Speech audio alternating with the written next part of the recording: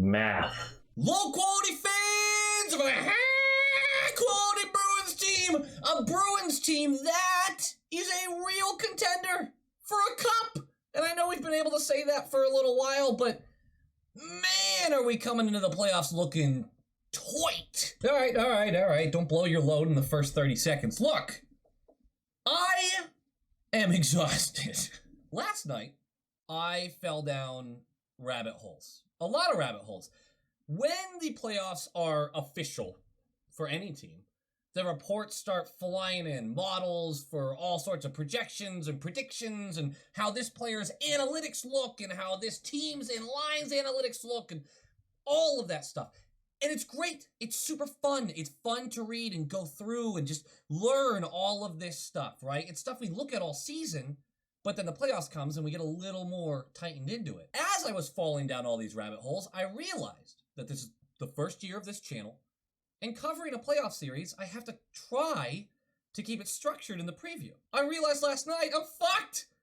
Oh my God, there's just so much. But I'm gonna focus it. I'm gonna focus it, and I'm gonna keep it together, and I'm going to do my best to remove bias. All right, I'm gonna do my best. For any Capitals fans watching this, just know I'm doing my best. And when I watch you guys' stuff, because this is a Bruins channel, but when I watch you guys' stuff, I'm gonna do my best to go, okay, they're doing their best to remove their bias. I love it. I appreciate it. Hockey is a game where there is a healthy amount of analytics, but it still should heavily rely on the eye test to me. Personally, I think that. I think there's a healthy marriage between the two. What's interesting about that is, in any healthy marriage, you have one spouse that you could ask a question to, and that spouse thinks they're giving you a very truthful answer. They think they're telling you the absolute truth. The problem is, you ask the other spouse this same question, and their answer is completely different. Sometimes that happens in hockey. That marriage, that's how that works. The analytics say one thing, but you watch that guy and you go, I don't know. Feels like you're making that up. So the goal here, no bias, or as little as possible, and marry analytics and eye test. Let's get to it! First thing we should talk about is overall feel, and the Bruins should feel better than the Capitals coming into this. They should, right? Because we've played like one of the hottest teams since the trade deadline. We have been on fire, and the Capitals have not. The Capitals met us in the final game of the season, and they barely squeaked out a win against a very, very underskilled roster of Bruins players. That's fine. I don't think the Capitals are taking that seriously. If you saw my last video, you already know that. But no matter how good you feel, and no matter what model you look at, whatever predictions you got, this feels like a 6 or 7 gamer, doesn't it? It feels like there's too much storyline here to be a quick series. Not only is it a 6 or 7 gamer, but I don't think anyone's all that confident in making a prediction and locking it in. Even when you dissect these teams, there's certain things that are really hard to categorize. Record through the regular season, the Boston Bruins and the Washington Capitals played each other 8 times, and the Bruins won 4 of them. They went 4-2-2. Here's a little asterisk there, though. There was one game in April, I believe it was April 11th, which we got shellacked. We lost outright, 8-1. The problem is we were playing 5 AHL defensemen and our 4th string goalie. So we probably tossed that game out, right? Right. Also, the last game of the season, let's toss that out for both teams because Capitals weren't taking it seriously and the Bruins didn't have their team. So that's 2 wins for the Capitals gone. They're only 2 regulation wins. There are 4 important aspects of the game that's easiest to categorize. That's your offense, your defense, your special teams, and your goaltending. Let's start with offense, shall we? And let's immediately marry this analytics versus eye test. Because there's certain models that say different things. You know I like Money Puck. And Money Puck gives the edge to the Capitals by a small percentage. And Dom over at The Athletic, another one that I enjoy, gives kind of a hefty edge to the Bruins. If you look across the models, Natural Stat Trick, Evolving Wild, just the various different projections out there, it doesn't seem like anyone has a consensus.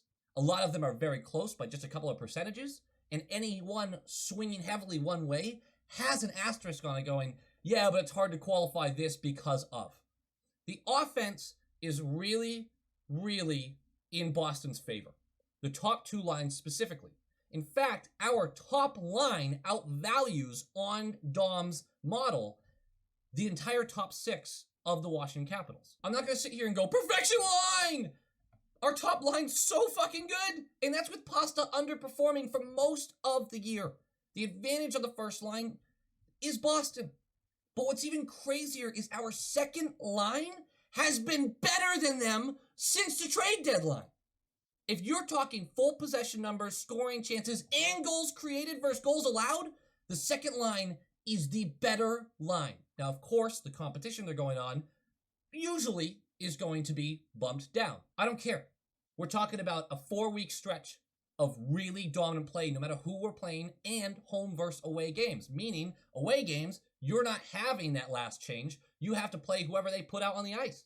The biggest difference to me, because we've had possession numbers all year long, but since the trade deadline, the scoring numbers have finally risen to match the projected goals expected.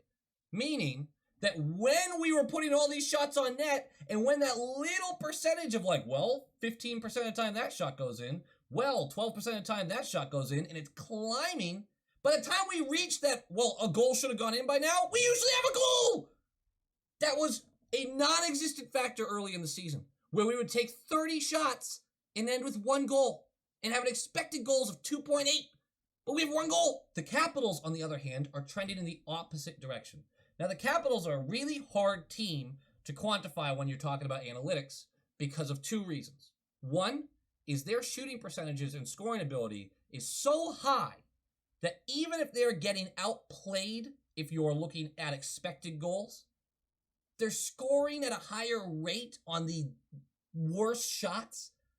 So you sit there and go, yeah, they weren't supposed to score 3 goals that game, but they have players like Ovechkin and Oshie and Backstrom that make up the difference. So Capitals normally, when you look at 5v5 play, are getting outchanced, but they're not getting outscored. That's one reason it's really hard to quantify that. The other reason, power play. We're going to get to special teams.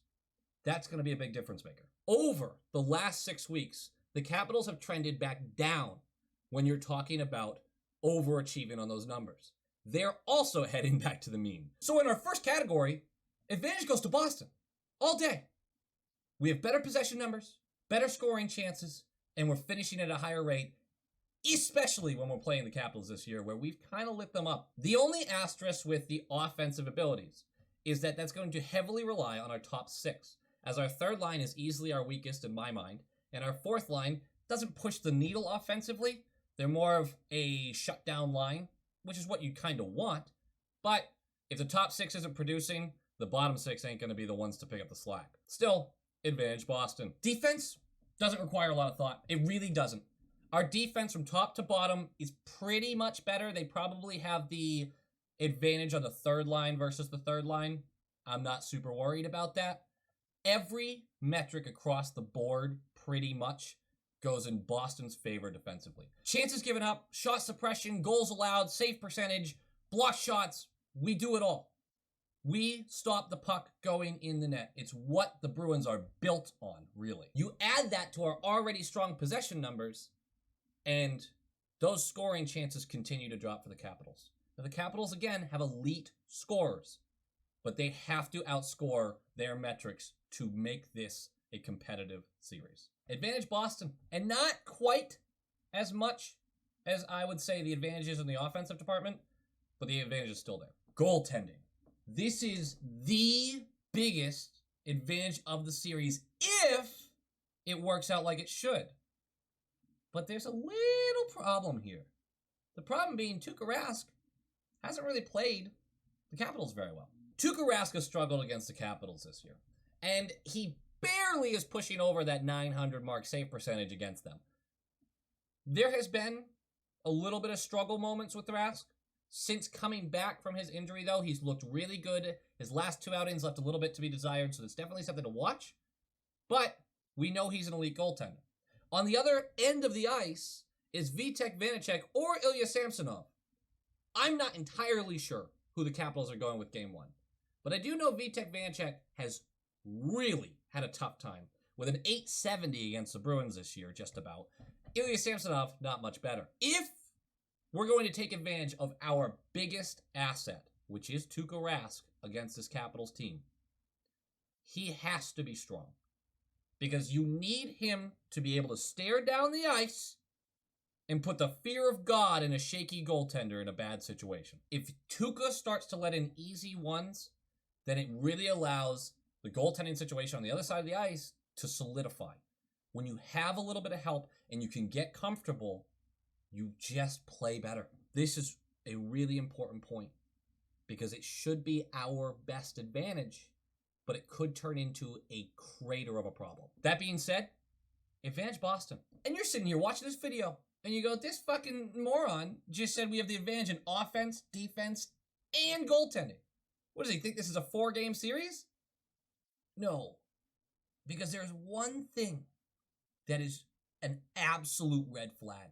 The biggest red flag in this series by far. And especially because of the way the season series has gone before it. Special teams. Now, the Boston Bruins are the best penalty killing team in the league. Great at it. Superb. The Capitals, one of the best power play teams in the league. Great at it. Superb. For some reason, those didn't offset. Our penalty kill has been absolutely taken advantage of by the Washington Capitals power play. And a lot of that has to do with just how brilliantly good they are at it. What's worse is that the Bruins are one of the most penalized teams in the league. When you add on top of that all the animosity between these teams and a rather undisciplined Bruins team, there's a lot of opportunity for free goals for the Capitals. Meaning that situation I explained, where the goaltending situation shores itself up because there's confidence, because there's a lead, there's a roadmap. There's a roadmap, and I'm pretty much guaranteeing at least one game the Capitals win strictly off their power play. Unfortunately, we can't match that because our power play has hit around 17%, which is bottom third in the league in the past month.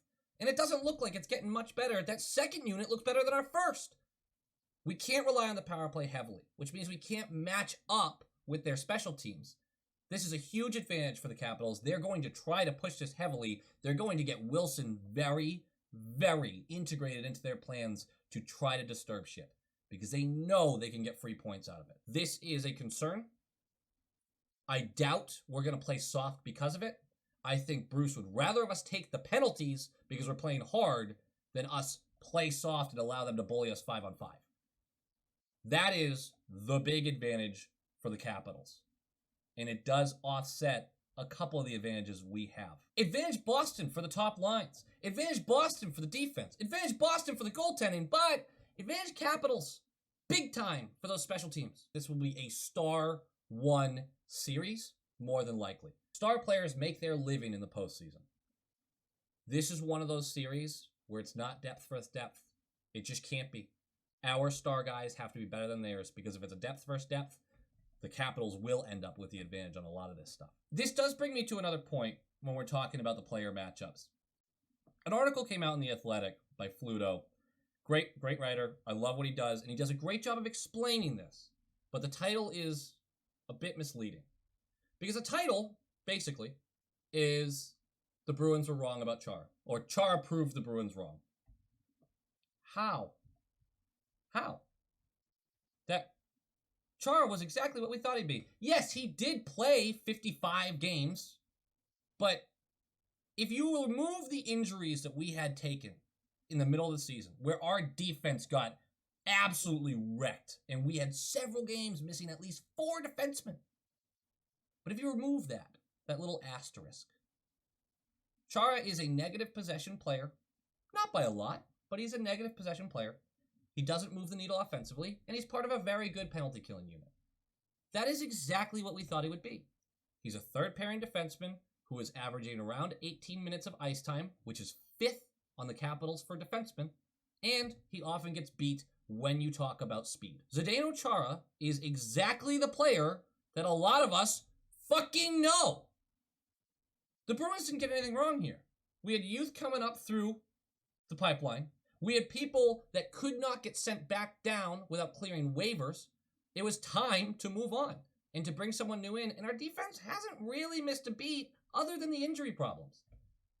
You could talk about needing Chara for depth, but he was offered that role. The Boston Bruins never lied to him through any of this negotiating, and we certainly weren't wrong. He didn't prove anybody wrong. He's a great athlete, a great player, a great leader, but he's exactly what we thought we were. There's still time in the playoffs for him to prove me wrong, and he smokes us. He gets a freaking 4 goals in the series, whatever. But he's exactly what we thought we were. And I liked the article, don't get me wrong, but it is not a situation where the Bruins made a misstep by not keeping Chara. The Bruins did the right thing by being honest with Chara and saying, there are other players who are going to get more ice time than you. You will be a situational player, which is exactly what he was in Washington. He just got to play every game. Good. I'm glad. I hope he's happy. The Bruins should not be looked at as the GOAT of this situation. Not the greatest of all time, but like the GOAT, like the loser. That's a weird mixture. And I'm not saying this to insult Big Z. I love Big Z. If he moves on in the playoffs, if the Capitals get past the Bruins, he is facing a Pens team more than likely that has speed. He is facing after that a Canes or Tampa team that has speed. And then after that, he is facing a Vegas or Avalanche team that has speed. He's in trouble with some of these matchups. And I think our second line is going to eat. They're going to eat against him. How about some predictions? It's what you wanted, right? You want me to predict? You want me to make a statement? How about this? Bruins in 6. The game-winning goal scored in Game 6 is by Craig Smith. The MVP for Boston in the series will be David Krejci, because that second line is going to go wild. And the MVP in the series for the Washington Capitals is an easy one. Ovi is going to feed on the power play. He's going to have his. And lastly, the biggest wild cards of each team for this matchup. This is very important. And I'm not going to go low-hanging fruit with Tom Wilson here, but I am going kind of low-hanging fruit with John Carlson for the Washington Capitals. The reason being, puck-moving defensemen have been a curse for us in the past. He is an elite playmaker. He's coming off an injury, so we're not sure what he's going to look like, but he's an elite playmaking defenseman who's the type of guy that gives the structure fits. He can fit through spaces that most can't. You just don't know if he's going to find a hole in your defensive structure. If he gets hot, that's dangerous. On the Bruins side, I know I said it's going to be star players that need to win this series, but Nick Ritchie is a complete wild card because he is a net front presence. And if we're going to win this series, there has to be a guy who's taking the hits in front of the net. Nick Ritchie has to be ready to take those hits. He has to be ready when the goose shit hits the B-52 engine and the plane fucking goes. He has to be ready, just in there taking it. Ritchie and John Carlson. Feel like we're outmatched in that one. Guys, that does it for the preview. It's a little jumbled. It's a little all over the place. It's a little frantic. And I tried to stay away from too many numbers and analytics because this series is so hard to qualify in those measures. This series is a lot about what star players are going to show up. I'm interested. You're interested. We're going to do another video where we're going to do brackets. I just going to throw it up there. We're going to see what happens. Saturday, 7:15. Be there. Go Bees!